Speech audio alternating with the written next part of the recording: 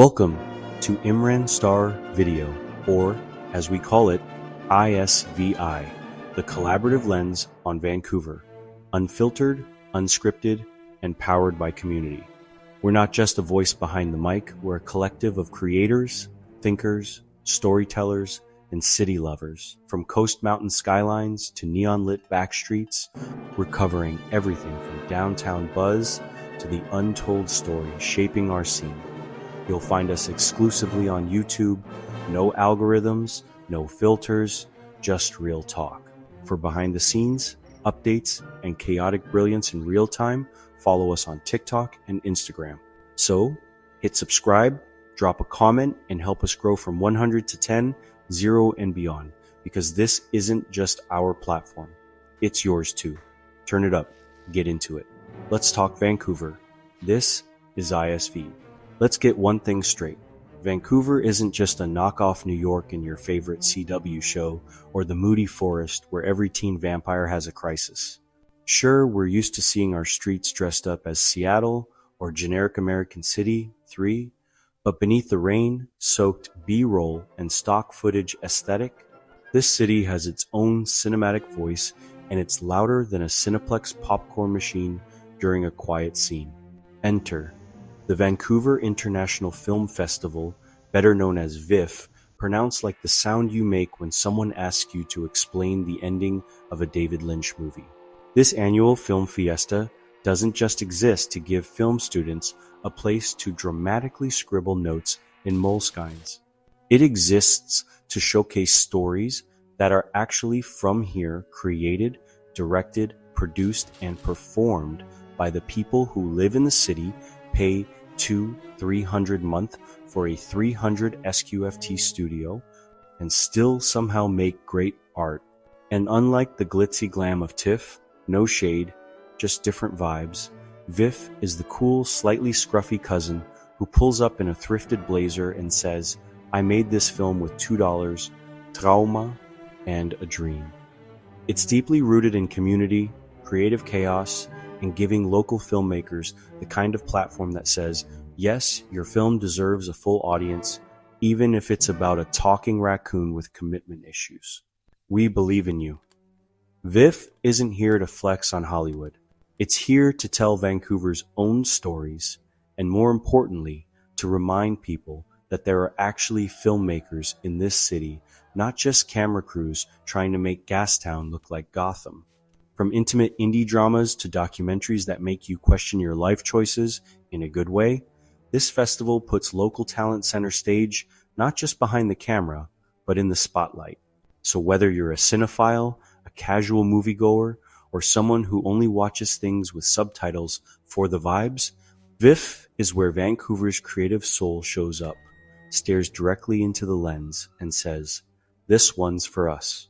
Before it became a hotspot for indie auteurs, awkward QAs, and that one guy in a turtleneck who definitely thinks your favorite movie is too mainstream, the Vancouver International Film Festival, VIF, started out like most iconic things in Vancouver, quietly, humbly, and probably underfunded. Back in 1982, while shoulder pads were thriving and VHS tapes were high-tech, a group of West Coast film buffs said, what if we gave Vancouver its own cinematic stage, one that wasn't just standing in for New York, LA, or Vancouver but with an American flag photoshopped in? And so, VIF was born in a blaze of celluloid glory and mild existential dread, a festival made by movie lovers, for movie lovers, with just enough budget to rent a projector and maybe bribe someone with a six-pack to run sound. From those early days of screening avant-garde films in modest theaters, and probably explaining what cinema verite means to confused audiences, VIF quickly began building a name for itself. Unlike the ultra-glam, red carpet madness of TIFF, VIF chose vibes over flash. Its mission? Platform independent voices, amplify Canadian creators, and remind the world that the West Coast knows its way around a lens. Throughout the 90s and early 2000s, VIF expanded like a film major's letterbox watch list rapidly and with intense emotional commitment. It went from a few intimate venues to screening hundreds of films from dozens of countries. Yet even as it grew in global recognition, VIF never forgot its roots. Local storytellers, regional narratives, and that signature Vancouver balance of emotionally raw and accidentally awkward. Crucially, VIF made space for Canadian cinema, especially from the BC coast, even when national attention often leaned hard toward Ontario. It created categories like Sea to Sky and True North to spotlight regional filmmakers not as a pity slot, but as main characters in their own right. For once, people weren't watching Vancouver pretend to be somewhere else. They were watching it be exactly what it is: complex, gritty, beautiful, bizarre, and painfully rainy. And don't let the chill energy fool you. VIF's industry side is legit. Over the years, it's become a crucial hub for filmmakers, critics, distributors, and the next wave of directors who are currently editing their films on iPhones and existential dread. From pitch sessions to networking panels to accidentally meeting your future producer while fighting over the last free croissant, VIF has become more than a festival, it's an ecosystem. So yeah, it started small, but VIF didn't just grow, it glowed up. And unlike other fests that forgot where they came from the moment someone famous showed up, VIF continues to elevate local creators, reflect community stories, and keep it a little weird. Because that's what Vancouver does best. It whispers instead of screams and still manages to get your attention. Let's just say it. VIF isn't trying to be TIFF's hot younger sibling or Sundance's moody cousin who listens to vinyl and drinks oat milk. It's doing its own thing, and that thing happens to be highlighting local brilliance while serving major film nerd energy without the elitist gatekeeping or velvet ropes. While other festivals chase celebrity selfies and red carpet drama, VIF is over here focused on filmmakers who still live with their parents, but just premiered a documentary that made an entire theater sob into their tote bags. The real flex? Giving these storytellers the stage before they get scooped up by Netflix or get verified on Letterboxd. One of VIF's most iconic features is its dedication to local content through its Sea to Sky and True North streams, aka the sections where British Columbian and Canadian filmmakers are treated like main characters instead of awkward opening acts. Whether you're from Burnaby or Bella Coola, if your film has vision, VIF wants it. Even if it's been edited in a Starbucks over one too many cold brews and was funded by sheer chaos and grant writing tears. This isn't just about representation for the sake of looking inclusive. It's about platforming stories rooted in place, Indigenous voices reclaiming space, queer artists redefining genre, and immigrant filmmakers telling stories that aren't trauma porn but actual narratives. You know, the stuff real people want to watch but rarely get the chance to. And yes, VIF screens international films too, but unlike other fests where the local content feels like it got slapped in as a token gesture, here it's central to the experience. The local edge isn't the side salad, it's the main course. And it comes seasoned with hustle, honesty, and just a dash of funded by Canada Council.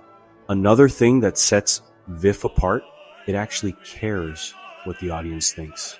With crowd-voted awards and post-screening Q, as where someone inevitably asks, was that real footage? VIF thrives on community connection. It's not just about art, it's about people watching that art and ugly crying, thinking about it for weeks, and then tweeting about it at 2 a.m. Unlike bigger fests that feel like corporate mixers in disguise, VIF leans into its film kid who actually went to therapy energy. It's inclusive, intimate, and low-key enough that you can accidentally run into a director in line for the bathroom and end up co-producing their next short film. So what makes VIF different? It's not trying to impress Hollywood, it's too busy building Vancouver's own film future.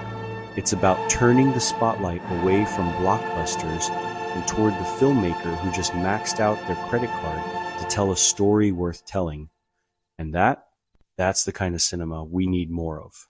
Every film scene needs its icons, the OGs who paved the way, and the new blood who are currently editing their masterpieces in overpriced coffee shops with cracked MacBooks and a prayer. And when it comes to Vancouver, this city has both the legends who turned low budgets into high art and the rising stars who are out here casually redefining what cinema looks like in 2025. Let's start with the heavy hitters, Vancouver-based filmmakers who have carved out legit legacies, sometimes with nothing more than grit, grants, and an emotional support camera. First on the list, Mina Shum, the queen of Canadian indie, who's been making heartfelt, funny, and deeply human films since before most of us had Wi-Fi. Her 1,994 breakout Double Happiness was not just a banger, it was one of the first films to center a Chinese-Canadian woman's experience without turning it into a full-blown trauma parade. Iconic behavior. Then there's Kathleen Hepburn, known for emotionally precise films like Never Steady, Never Still, which manages to devastate you in slow motion while making you appreciate Canadian scenery and silence in ways you didn't know were possible. It's like a cinematic gut punch wrapped in a wool sweater. Let's not forget Kevin Funk, whose feature Hello Destroyer took a bat to Canadian hockey culture metaphorically, but also emotionally, teen, and left everyone in the theater questioning the entire concept of masculinity, team loyalty, and whether they should go cry in their car afterward. And of course, we have Anthony Shim, whose film Rice Boy Sleeps lit up VIF and TIFF like a low-budget, high-emotion firework. His work doesn't just tell immigrant stories, it tells them with such precision and heart that even the most stoic audience members suddenly develop seasonal allergies from all the not crying they're doing. But wait, cue the up-and-comers. Because Vancouver's next-gen creators are not here to play it safe. They're here to drag film form into new territory, one emotionally deranged short film at a time. You've got queer filmmakers making campy horror with a political twist, BIPOC documentarians reclaiming narratives about their communities with the grace of a poet and the precision of a scalpel, and genre-bending weirdos who drop experimental dream sequence dramas that somehow just work.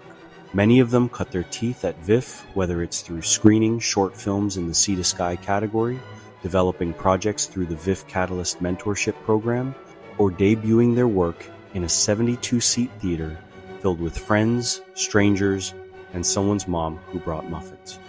The local scene is full of multi-hyphenate creatives who direct, act, produce, and probably DJ on weekends because rent doesn't pay itself.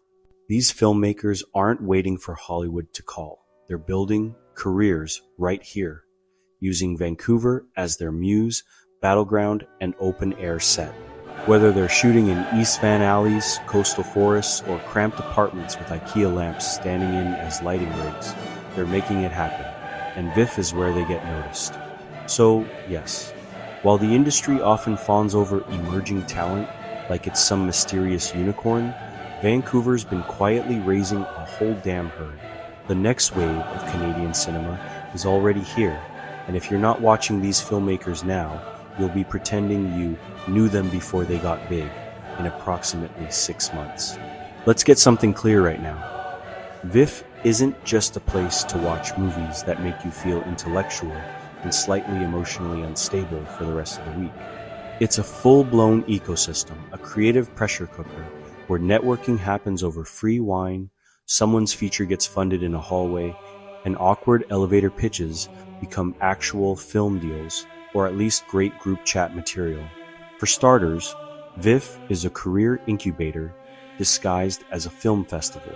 Through programs like VIF Catalyst, VIF AMP, and VIF Immersed, the festival basically turns aspiring filmmakers into fully fledged creative professionals, or at the very least, confident enough to charge more for their editing services.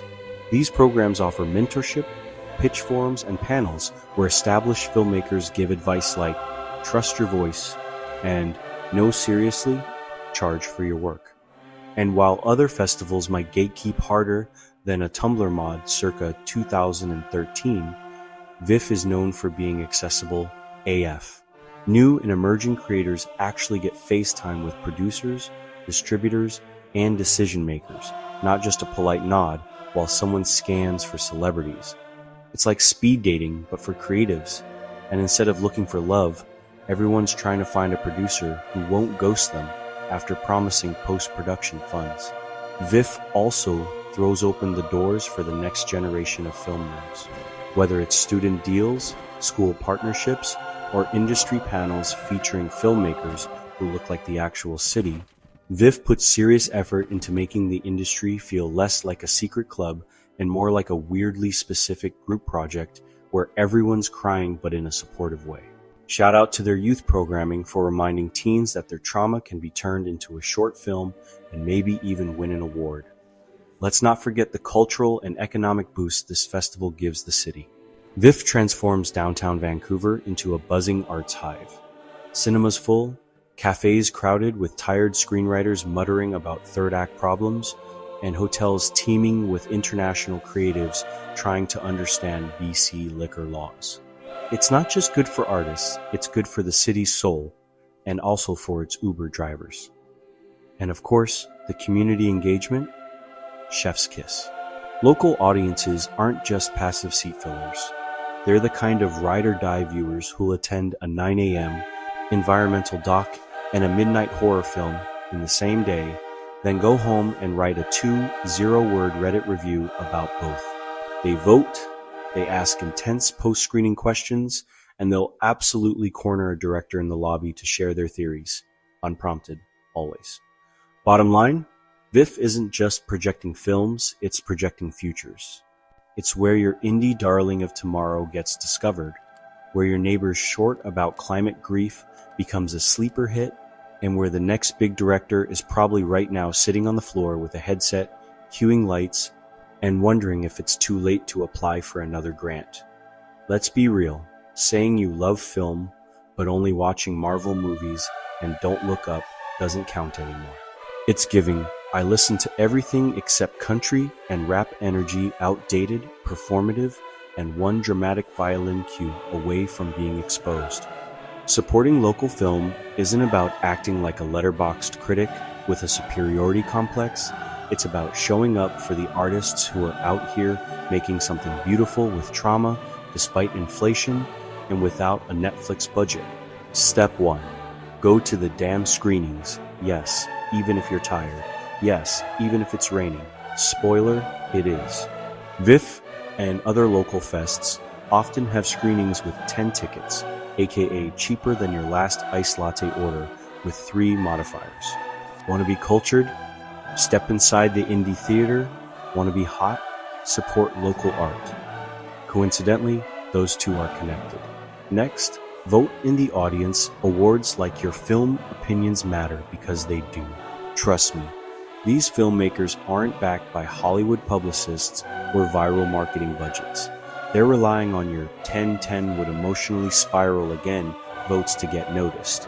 So don't just clap politely and disappear. Vote, post, and make some noise. Speaking of posting, use your platform, even if it's just 89 followers and your grandma. Tag the filmmakers. Shout out the cast. Share the trailer. One fire IG story caption like, "This film broke me in a beautiful way. Peep Keej." Could be the reason someone buys a ticket. And let's be honest, your stories could use a break from thirst traps and meal prep reels anyway.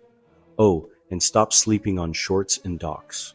Just because something isn't 2 hours and produced by A24 doesn't mean it's less worthy. Vancouver's documentary and short film scenes are absolute gold mines of raw, underfunded brilliance, and they often say more in 11 minutes than most 3-season Netflix shows ever will. Plus, supporting them makes you look incredibly cool and emotionally intelligent at parties. Want to go full support mode? Volunteer at the festival. You'll meet industry folks, get free passes, and build your networking skills, or at least your ability to carry a creative programs with dignity, or donate, or become a VIF Plus member and brag about it like a cultural gym membership. Oh, I don't go to SoulCycle, I support emerging directors. Finally, and most importantly, stop pretending Canadian film is boring. That tired narrative is as dead as DVD rentals. Vancouver's film scene is bold, diverse, emotional, funny, weird, queer, angry, joyful, and literally built for people like you. Films made by people who live here. Films about what it's like to exist here. They're not boring, they're just not spoon-fed with a Marvel-sized budget and a TikTok PR campaign. So, if you've ever cried in a dark theater and felt seen, or wished your city told stories that actually reflect your experience, congrats. You already get it. Now just support it like you mean it. And there you have it, proof that Vancouver's film scene is not just vibing, it's thriving. Forget everything you thought you knew about Canadian cinema being just snow, sadness, and people politely avoiding eye contact. VIF is here, it's hot, and it's handing the mic and the camera to the people who actually live the stories being told. This festival isn't just a once-a-year event for people who wear scarves indoors and talk about cinematic language. It's a cultural engine, one powered by broke but brilliant filmmakers, over-caffeinated editors, emotionally wrecked audiences, and the collective willpower of a community that refuses to let Vancouver become just another glass and steel backdrop for American productions. Because, let's be real, Hollywood North is cute, but we're building something else here. Something that sounds like Indigenous resistance, looks like queer joy, feels like diaspora heartache, and tastes like late-night post-screening sushi from a place that's been open since 1997. It's gritty, it's weird, it's underfunded, it's real, and it's working. Local creators are out here making magic with passion, duct tape, and 5-digit debt loads, telling stories that reflect this city, this generation, and this moment. And VIF, it's the platform that amplifies those voices, puts them in front of audiences who aren't afraid to cry in public, and reminds us that art isn't just for the elite, it's for the people who stay after the credits, read the director's statement, and still think about the film days later. So what now? You show up, you watch, you cheer, you support. You become that person who goes to local screenings on purpose and isn't afraid to ugly cry at a short film made by a 22-year-old with something real to say. You help Vancouver's film scene keep its soul while the city tries to turn every square inch into a condo ad. Because lights and cameras are great, but without local power, there's no story worth telling. And spoiler alert, we're just getting started. And just like that, the city's pulse slows, but the story doesn't stop. You've been watching ISVi Imran Star video where voices come together and the city speaks back. We're a crew, not a single face, a movement, not a moment. And every episode, that's built with you, for you, by all of us. From the seawall to the skyline, from underground voices to rooftop vibes, we're telling the stories that don't make the news, but make the neighborhood. If this episode hit, pass it on. Subscribe on YouTube, follow us on TikTok and Instagram, drop a comment, and tell us what your Vancouver sounds like. We're building this together, clip by clip, story by story, from 100 to 10K to wherever this takes us. When we get there, we all show up. So until the next drop, stay loud, stay collective, and stay in it. This is ISVi signing off.